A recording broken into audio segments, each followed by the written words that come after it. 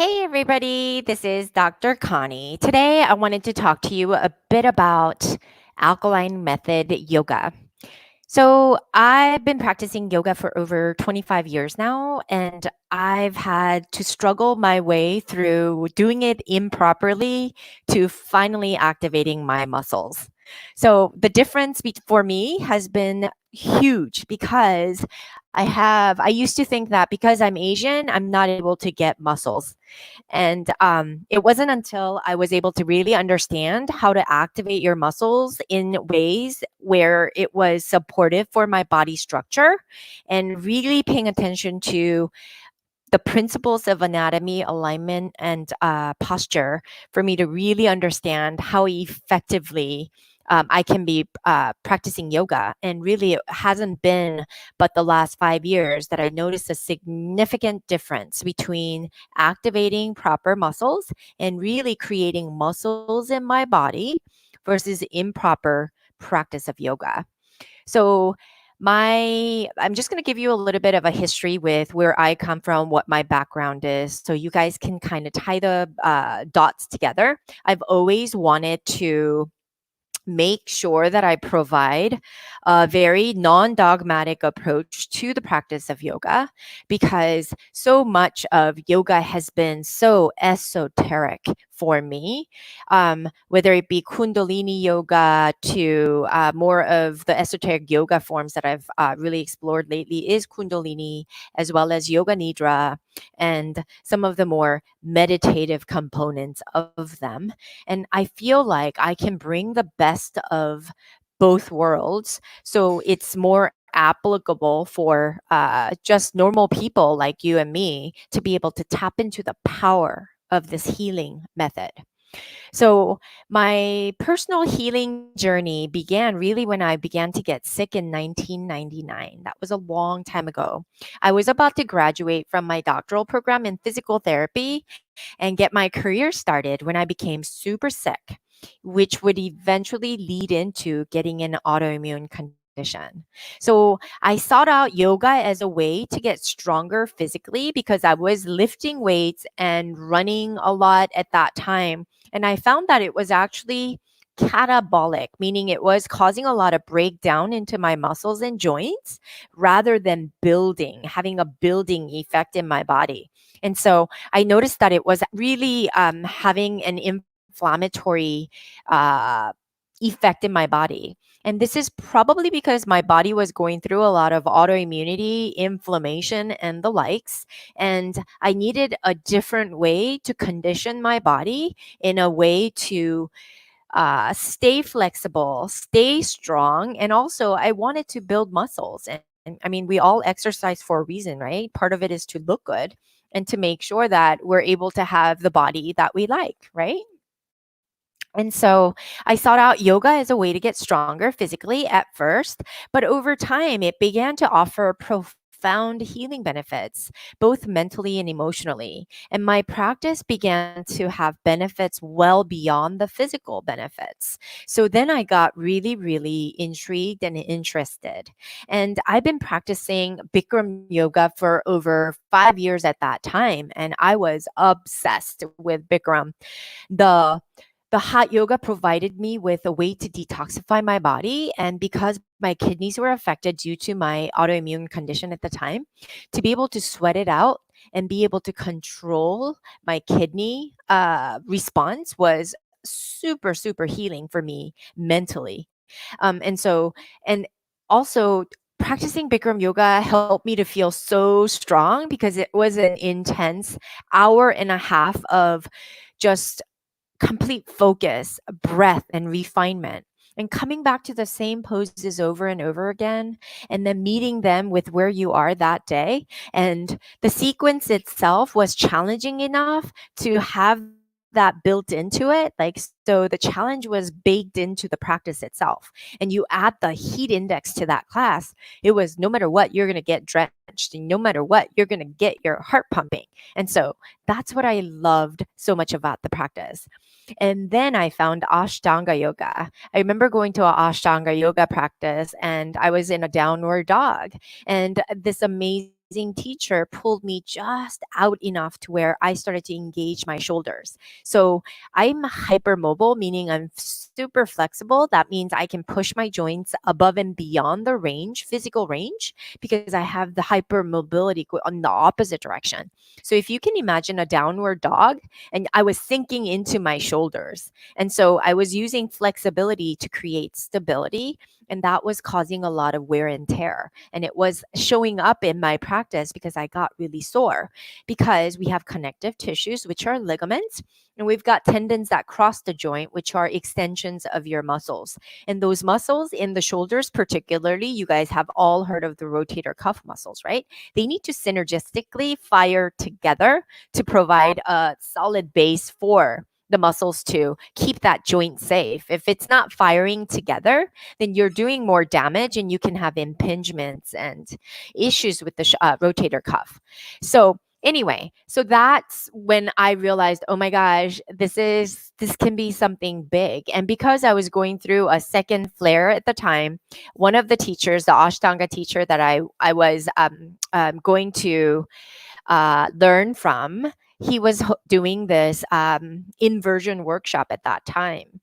And I remember he challenged me to go on my hands, like do a handstand.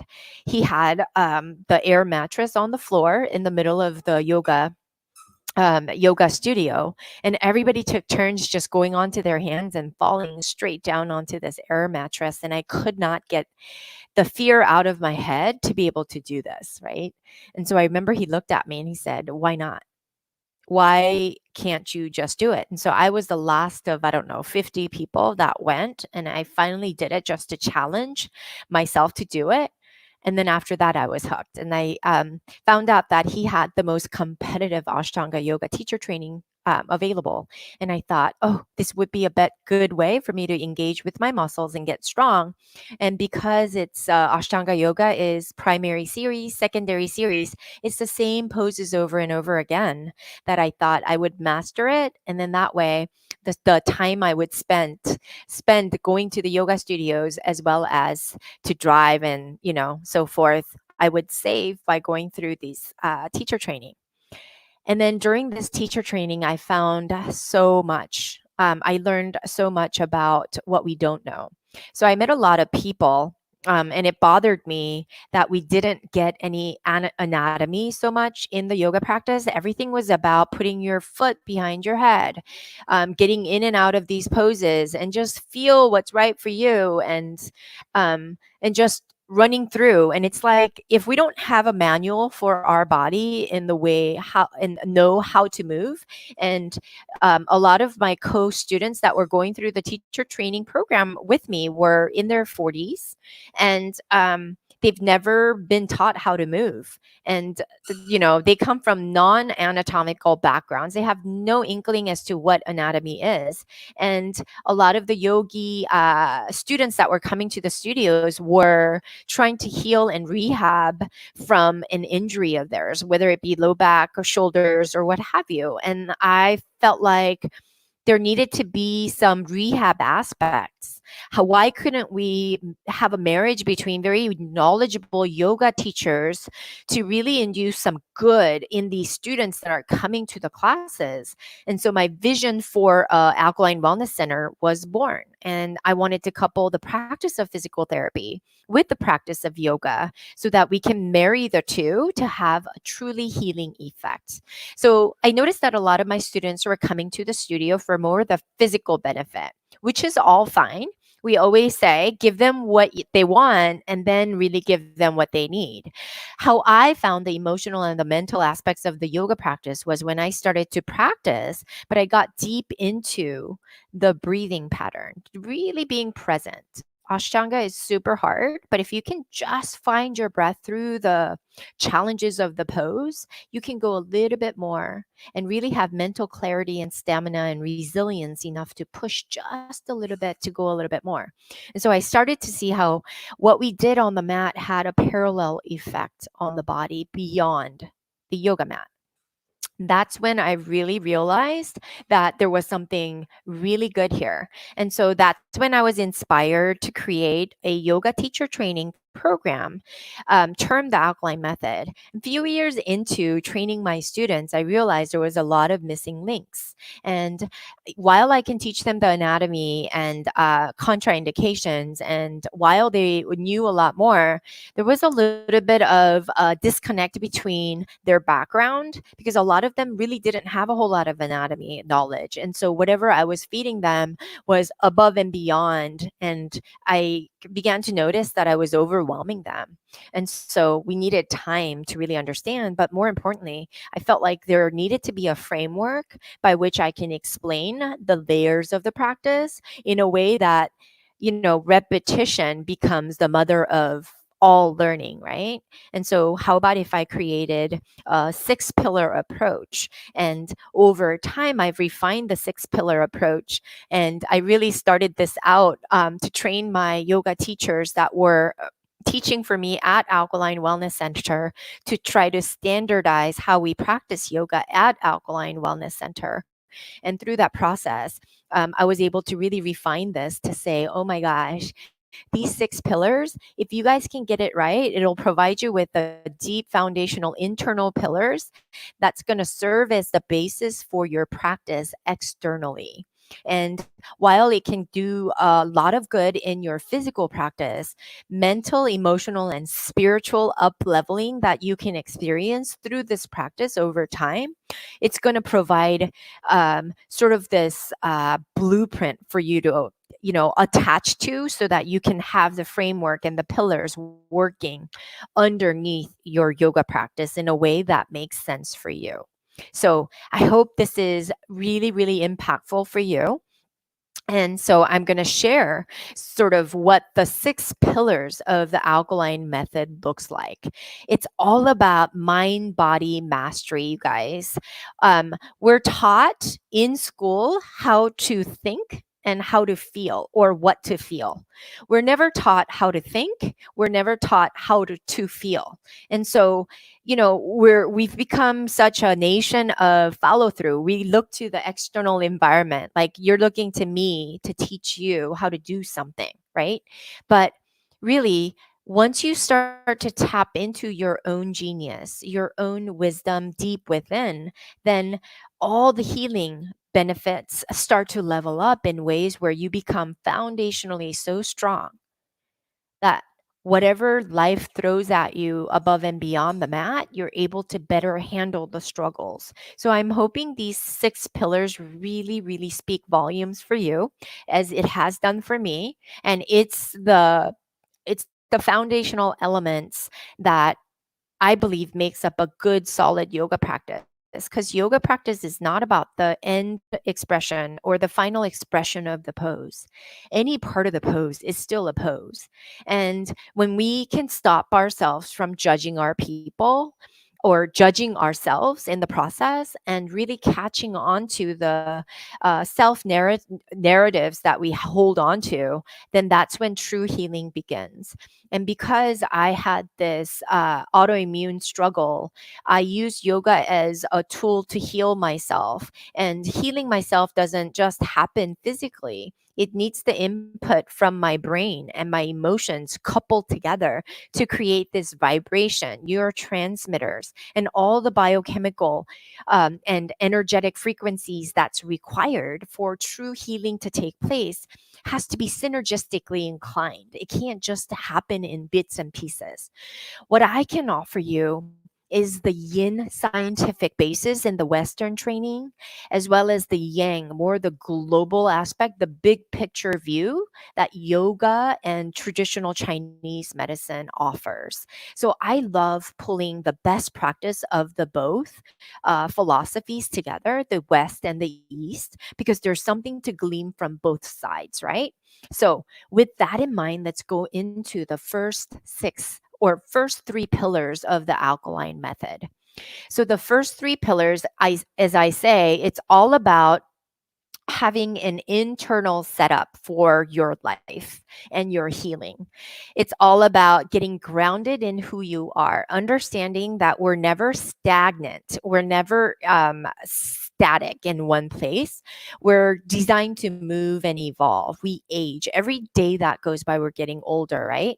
So the first pillar comes to the anchor. Anchoring like the ship, right? Or a boat. We lay the anchor down so the boat doesn't float too far. So wherever you are in your life, or wherever your age group is, or wherever in your career, wherever you are, it's understanding where you are, and that's momentous in this context of time. So physically, it means you're anchored down to your base of support. So if it's your downward dog, for example, your base of support would be your hands and your feet, right? And so understanding that and pushing the floor away and understanding where your base of support is. And then mentally and emotionally, it's all about where are you today? How much of what you're feeling is true to you right here and now, right? In this time. And then spiritually, it's all about having a guiding post to uphold, to anchor you in principles, whether it be your religious background or a Buddhistic practice or whatever that might be.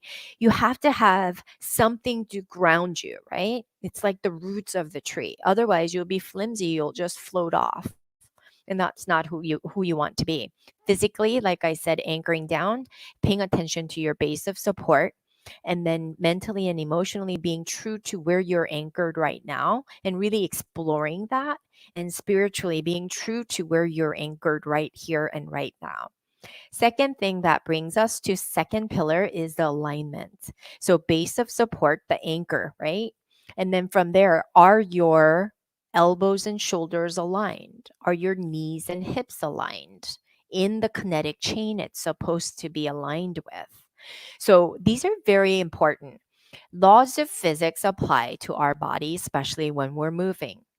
We get this in our cars. We're always constantly rotating our tires to make sure one side does not wear out faster than the other. But we don't do that with our bodies. And a lot of people end up with total hips and total knees as a way to replace their really true body parts, but that's not necessary for our body, right? The key to practicing yoga is to make sure we increase the longevity of our joints that we were given. So physically, alignment is hugely important. And then mentally and emotionally, it's about being in alignment with your anchor, like true to who you are, where you're anchored. Are your actions really, truly in alignment with where you are? And that's something we almost never ask ourselves, right? It's important for us to really gather these kinds of information and really start to have self exploration. Okay. And spiritually, it's about your actions and thoughts being in alignment with your higher power, whether it be your religious background or whatever. And so, are you really in alignment? Is everything that you're doing in alignment with your higher power, spiritual beliefs, right? And then, so we talked about the alignment physically. We talked about mentally, emotionally alignment with your anchor. And then, of course, being spiritually aligned with your beliefs, right? So the third pillar in our internal pillar system is the core. Physically, core is something we believe is the most important foundational basis for safe movement. It involves four muscles. They're internal muscles that sustain and stabilize our joints in the spine. And they include multifidi on the back side, transversus abdominis on the front side, pelvic floor on the bottom side, and diaphragm on the top side. So, all these things will become more clear as I go a little bit more in depth in this podcast or in this training to go as we go forward. But that's the core. And core is something that allows for our limbs to move safely without hurting anything. okay, without degeneration or unnecessary strain and sprain to our joints in our shoulders, elbows, wrists, knees, and hips, of course. Excuse me. And mentally and emotionally, it's about being true to your core values. So I usually tell my students, what are their true core values? What do they stand for? And so it's really core values comes from that, right? Really exploring yourself long enough to understand who you are and spiritually living out your core beliefs is key to really having in-depth foundational internal pillars so foundationally stable that whatever you do on the outside, whatever life throws at you now becomes easy breezy. Okay, because now you have polarity as the fourth pillar. It's the first of the three external pillars, is what I call it. Physically, it's the push and pull energy in the body. So if you're in a downward dog pose again, you're pushing actively through the palms of your hands and reaching up with the tailbone, and then from your tailbone reaching up to really sinking down into the heel.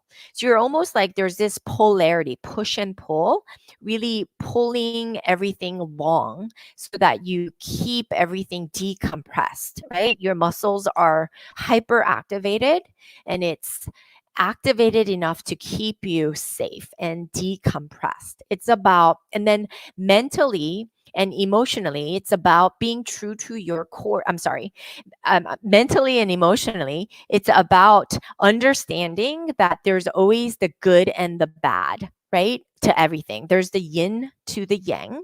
And sometimes you'll have sadness and happiness. And so understanding that and be willing to experience both sides of these emotions and thoughts is part of the polarity, right? And spiritually, it's all about groundlessness, right? It's about understanding that all things are just so, not good or bad. It just is what it is. And then you just approach life with this polarity and you understand that bad isn't so bad and good isn't so good, but they're necessary parts of our lives is when you start to really have this wisdom enough to understand this is what's happening in your body and in your life. Okay. And then the fifth pillar we come to, as you experience this polarity, duality of life, right? Breath, of course, physically is finding your breath in your downward dog, elongating into it, and really tackling your stretch receptors in your neurophysiology and tapping into it, getting a little bit more pull so that your body, myofascial tissue, can lengthen just enough to have a complete effect, elongated effect that's more permanent, right? And mentally and emotionally, it's all about understanding, even in the bad times, that you can choose to breathe and be present and feel both the joy and sadness and not be afraid to feel full heartedly, right? Because most of the times we're afraid to feel the bad feelings. So we start to buffer with food, alcohol, or we get mad, or we do things that to avoid feeling bad. And so I always say, in order for you to grow and evolve, you have to understand these aspects about you to understand there is no really real hard good or bad, right? And spiritually, in the breath and presence, it's about meditation and practicing silence to tap into your inner wisdom. Because if you are never silent and your brain is always going and looping in its crazy thought loops that it has, how are you ever able to be silent in understanding the polarity of life, the duality, and really come to this wise understanding of where you are? So, last pillar brings us to balance and counterbalance. Physically, it's coupling of shortening and lengthening muscles. So, let's say you are trying to, well, let's just keep using the downward dog position. So, you are flipped upside down. So, in essence, your spine is flexing, right? There is flexion. The angle between the spine and your lower limb is small. So that means it's in flexion. So on the back side, the spinal extensors on the back side needs to lengthen in order for the front side to shorten. It's like imagine biceps, right? Biceps flexes the elbow and triceps extends the elbow. But in order for you to flex the elbow, did you know that triceps needs to relax? Because if it's trying to contract at the same time, it's not going to be able to, you're not going to be able to flex the elbow, right? So it's the whole agonistic and antagonistic is what we call it, right? It's about understanding that life isn't a straight line. Let's say you're like on a bike, right? And this is going into the mental and emotional aspects. Life is about being on a bike, and you don't want to just go straight because life is not a straight road, right? Sometimes you are taken, like life throws you a left curve so sharp that you're going to have to really lean over to the left just until you don't fall. And then you're going to have to quickly counterbalance that to the right so that you can find yourself in a balanced state. So, when we talk about finding balance in our lives, it's nearly impossible if you really think about it.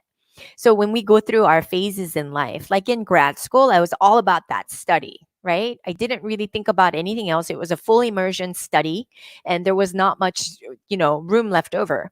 Once I had little kids, oh my gosh, they took so much time. There was no balancing life because you're always on call with breastfeeding. You know what I'm talking about if you're a mom.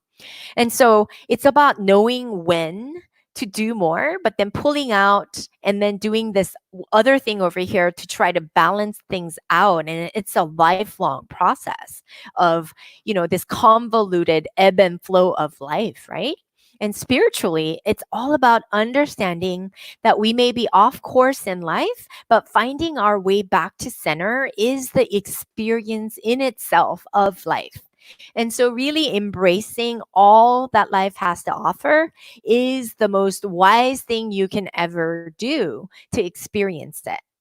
So, these 6 pillars can be used to navigate your self healing journey because I always say I treat a lot of autoimmune patients, and we all have psychosomatic stress and trauma of the past really impacting the way we live our lives because so many of us live our lives according to what we know of our past, right? And so we're constantly looking to our past to determine our future because we're so stuck. Our primitive brain is so stuck on knowing what's familiar that looking to the future, it's unforeseeable. We don't know what it has to offer. But through this practice of yoga, really cultivating this inner wisdom, the first 3 pillars of anchoring, aligning, and really, being true to your core, the 3 pillars, and then emerging externally as you live your life to go from bad to good, sad to happy, and really, embracing both sides of life, the good and the bad, and understanding that it's all part of life is going to help you to navigate this life so much better. And then also finding your breath and being present in the moment and just letting the ground just fall away from you, just being here and now. And then through that, you're finding balance and counterbalancing as the ebb and flow of life is, coming your way in different ways. So, whether you found yoga as a physical practice to get a yoga body, or you're interested in deepening your spiritual understanding, yoga really does have a way to offer both. Through breath with movement, it has a tremendous power to heal in ways no other practice can heal. This is the truth.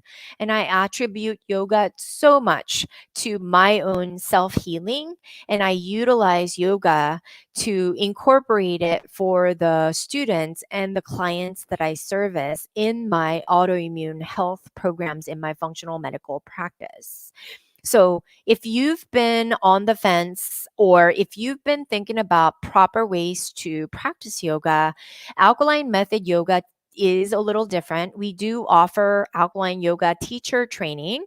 I would highly recommend you join our group.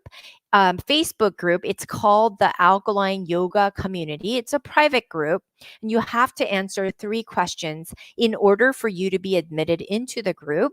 I'd love to see you there because I go live, spend a lot of time really providing you with value packed information and lessons in anatomy, and organized in a way where you guys can have access to a library of good information that you guys can use to refine and elevate your yoga practice. So you can look at Facebook group. It's called Alkaline Yoga Community. I highly encourage that you join and sign up to join today. I thank you so much for listening. And I would love it if you would write us a review if you're listening to this on iTunes. It really does help. I just started this podcast and I have so much to share with you. And I want to keep this going in order to have and offer up yoga practice as a healing modality to have powerful transformations in your lives and help you to up level your health in ways you never thought possible. So I would love it. And I read every review.